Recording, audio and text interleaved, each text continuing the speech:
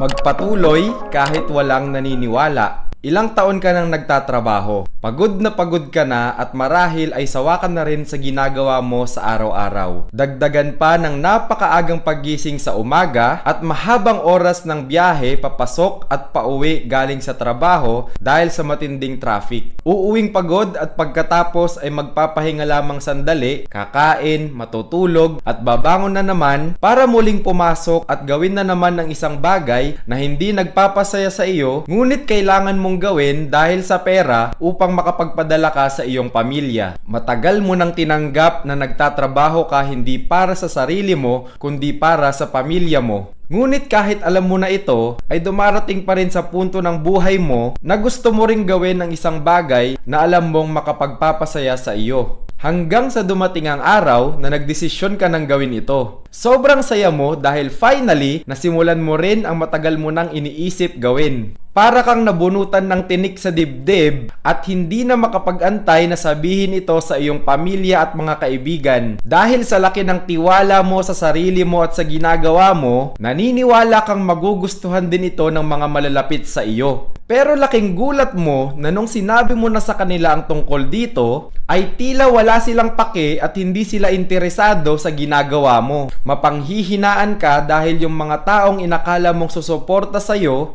ay sila pa pala ang unang hihila sa iyo pababa. Kaliwat kanan ang kanilang pang-aalaska at pangungutya sa iyo dahil may ginagawa ka na namang kalokohan sa kanilang paningin. At dahil hindi maganda ang natanggap mong feedback mula sa kanila, ay mawawalan ka na ng ganang ituloy pa ito at itigil na lang ang paggawa sa bagay na nagpapasaya sa iyo dahil wala kang nakuhang suporta mula sa mga malalapit sa iyo. Maaaring suportahan ka nila sa simula pero kalaunan ay magsasawa rin sila. Kung magkagayon ba ay hihinto ka na rin sa iyong sinimulan? Lagi mong tandaan na ang bawat tao ay may kanya-kanyang pinagdaraanan at pinagkakaabalahan sa buhay. Meron din silang sariling interes at pangarap na gustong maabot. Maaaring hindi sila interesado sa ginagawa mo dahil hindi ito makakatulong sa kanila, kaya kahit anong pagpupumilit mo ay wala pa rin silang pake.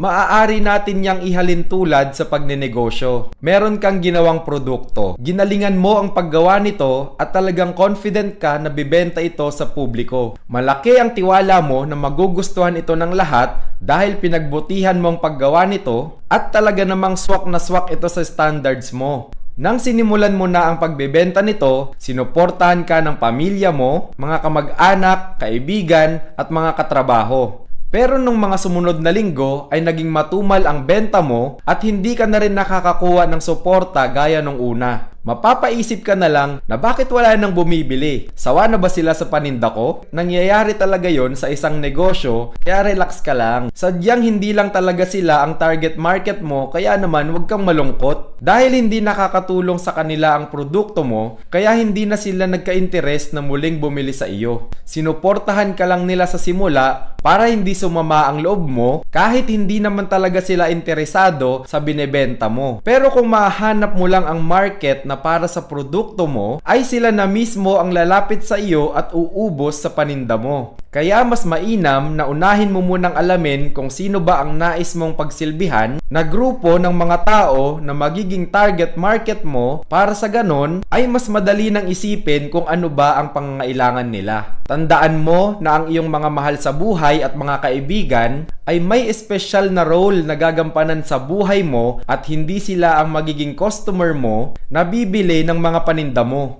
Kaya huwag kang mapanghinaan kung pakiramdam mo ay hindi ka nila sinusuportahan sa ginagawa mo dahil baka pakiramdam mo lang yon. Sabi nga ng Panginoong Hesus, "My sheep hear my voice, and I know them, and they follow me." Hindi lahat ng tao ay interesadong makinig sa'yo. Akala mo lang ay pinapakinggan ka, pero ang totoo ay inaantay ka lang matapos sa sasabihin mo para hindi ka nila ma-offend at masaktan ang damdamin mo. Subalit katulad ng sinabi ng Panginoong Hesus, merong specific na mga tao na handang makinig sa'yo dahil naniniwala sila sa mga sinasabi mo at gusto rin nilang sundan ang yapak mo. May specific na mga tao na nai-inspire sa mga ginagawa mo dahil nakikita nila na ang mga sinasabi mo ay nakikita sa pamumuhay mo. Kaya naman gustong-gusto nilang makinig sa iyo at handa silang sumuporta sa lahat ng mga ginagawa mo. Kaya huwag kang mawalan ng gana kung sa pagsisimula mo ay tila walang sumusuporta sa iyo. Tuloy-tuloy ka lang sa ginagawa mo dahil habang ginagawa mo yan ay lalo kang gumagaling at natututo kung ano ba ang dapat mong i-improve. Huwag kang tumigil dahil lang sa walang sumusuporta sa iyo, bagkos ay gawin mo yung motivation para kung sakaling may sumunod sa yapak mo ay ikaw mismo ang unang susuporta sa kanila dahil alam mo ang pakiramdam ng walang sumusuporta. Sabi nga sa Biblia, nung mga panahong gusto ng lipulin ng Diyos ang mundo, dahil napakasama na ng mga tao sa kanyang paningin, inutusan niya si Noah na gumawa ng isang barko. Habang ginagawa ito ni Noah,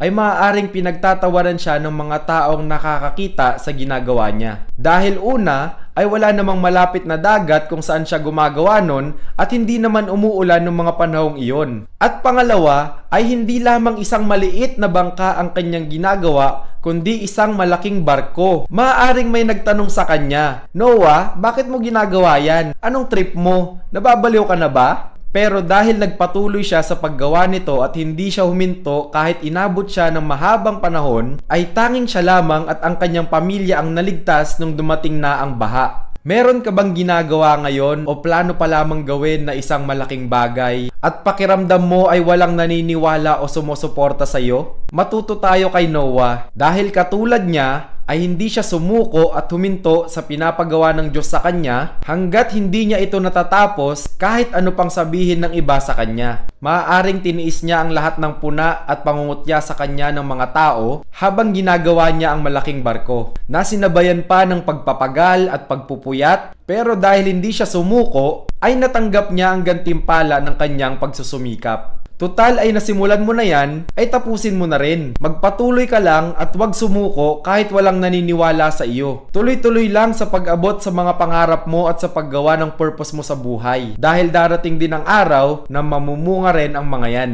Huwag kang tumigil sa paggawa ng malaking barko mo katulad ni Noah dahil hindi lahat ay nakikita ang vision na meron ka sapagkat sa iyo lang yan binigay ng Diyos at hindi sa iba. Kaya maski ang pinakamalapit sa iyo ay hindi naiintindihan yung ginagawa mo dahil hindi sila sanay na makita kang gumagawa ng bago sa kanilang paningin. Pakaingatan mo yung vision na yan sa iyong puso dahil yan ang magiging gasolina mo upang ipagpatuloy ang ginagawa mo sa buhay. Regalo yan ng Diyos sa iyo na dapat mong ipagpasalamat. Kaya magpatuloy ka lang kahit sa ngayon ay walang naniniwala sa iyo. Dahil darating ang araw na makikita mo rin ang bunga ng lahat ng pinaghirapan mo. Kung nakarelate ka sa videong ito, i-comment mo naman sa baba ang salitang relate at kung anong na-experience mo nung meron kang sinubukang bagay na bago sa paningin ng iba. Paano ba yan? Hanggang dito na lang muna ang ating usapang reality. Hanggang sa muli nating pagkikita, paalam!